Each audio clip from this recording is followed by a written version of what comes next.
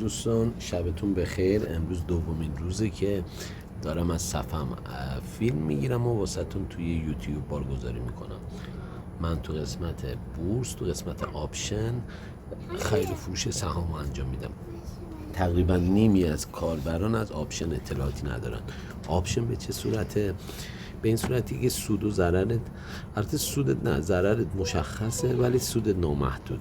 شما میتونی 5 میلیون ریسک کنی تو یک ماننده 2 ماننده یه سهامو بخری. اگه هدفو زد که سودت قطعا 2 برابر 3 برابر ارزش سهامت میشه، ولی اگه هدفو نزد پولت میسوزه. به این صورت من دیروز که به صفمون نشون دادم، چهارشنبه آخرین روز بازار بورس بود، موجودیم 197 میلیون بود. امروز چنده؟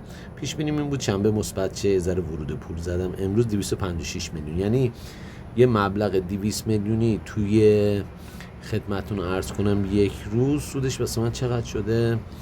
56 میلیون اونجا 3 میلیون، 59 میلیون تومان توی یه روز به من سود داده.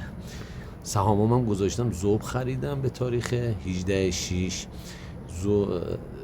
بعد خدمتتون عرض کنم خودرو خریدم 4 روز بعد 4/6 با 2 تا ملت خریدم. بانک ملت، ز ملت بانک ملت، ز ذوب ذوباهن اصفهان، ز خودم اینا خودروه.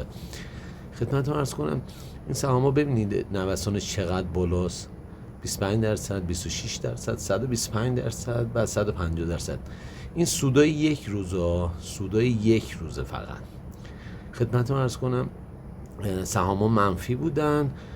اگه صفمو داشته باشید پنجشنبه فیلم گذاشته بودم 26 میلیون ضرر بودم، ولی امروز چقدر؟ 28 میلیون و 500 هم سودم.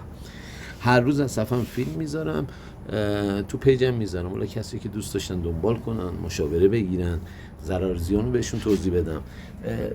این واسه کسی که ریسک پذیرن خوبه، ولی استرس بالایی داره. خدمتتون عرض کنم با توجه به داراییتون 10% داراییتون رو میتونید ورود کنید به این پول، 5%، 10%، ولی بازار واقعا جذابی هم داره.